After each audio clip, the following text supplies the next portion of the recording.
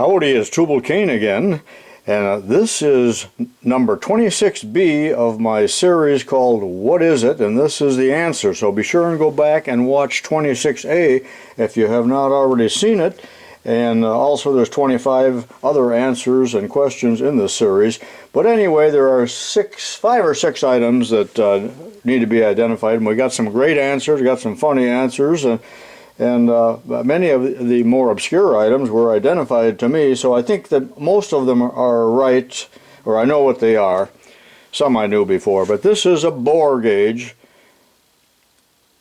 and this is a dedicated one that's really set for 1 inch, and I don't think it can be changed. It would have been used in a factory, no doubt, to inspect items, but this is the ring gauge, or the standard, and that was last checked in the year January 2012. But this is how it works. We could check the diameter of a bore. And this would be quite an expensive tool.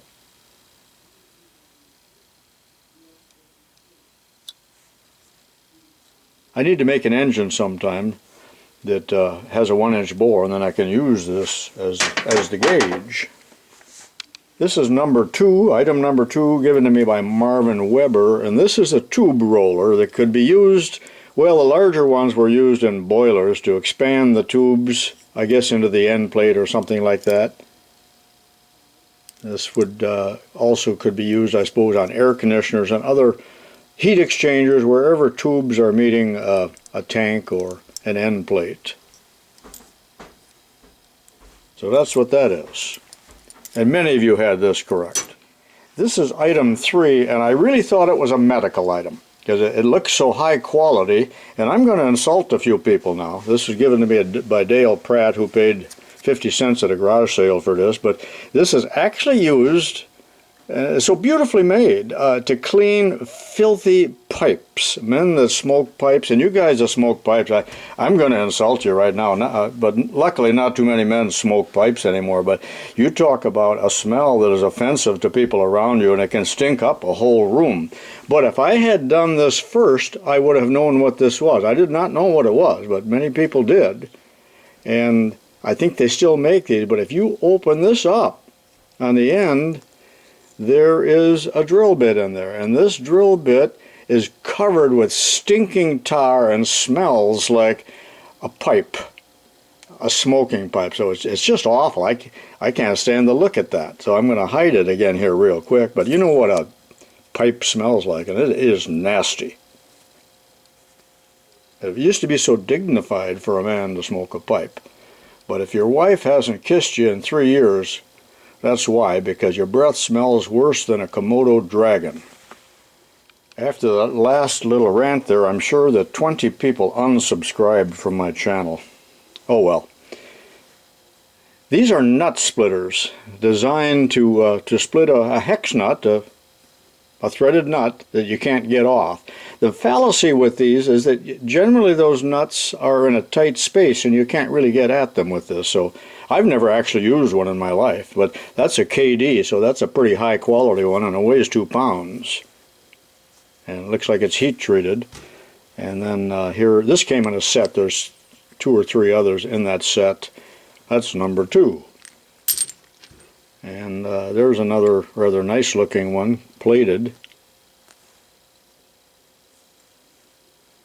with a fine thread. So those are nut splitters for you guys that work on rusty equipment.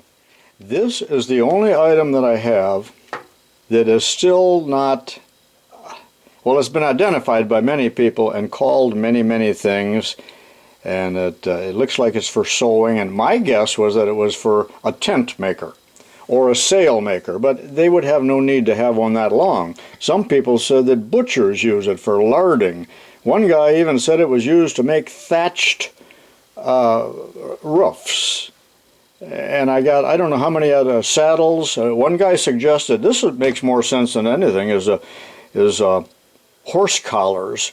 Well, I don't think you run, horse collars are pretty thick, but the sewing is done near the edge, so this is probably not what this is, and it will remain unidentified, other than it's for sewing something with thick thread. It's about 15 inches long, and there is a name on there, if you can read it.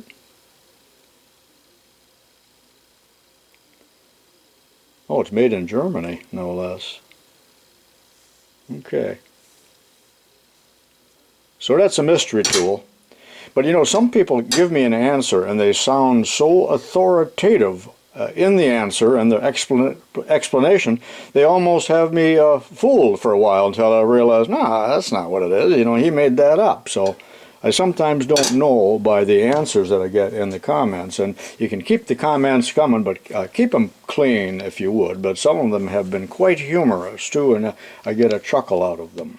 Marvin Weber gave me this along with some other tools, and it's made by Pratt & Whitney, and somebody straightened me out and they said the Pratt & Whitney tool company is not the same as the Pratt & Whitney company that made jet engines and other things like that. It was a split off, but that's marked steel wheel 1952, and this is for railroad wheels to determine whether they need to be replaced. And you can see there that it says scrap for freight trains. You know, if it comes down to that size, it's scrap. For passenger trains, it needs to be thicker. So I guess they were fussier on the passenger trains. Got the same thing on that side, and I believe that this part was used to check the flange thickness.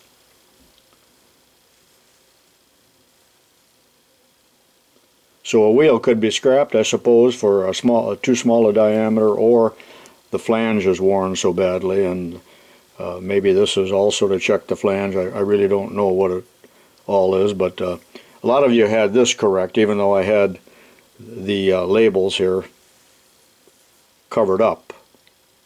It's a rather precision, nice looking tool, but supposedly the men that checked the cars when they made up a train would check the wheels and the brakes and the bearings, and this would have been in their back pocket, but it would have tore many a pair of bib overalls. Alright, I hope you enjoyed this little episode and I didn't hurt too many people's feelings, and be sure and continue to watch all my videos, and this is Tubalcain saying so long for now.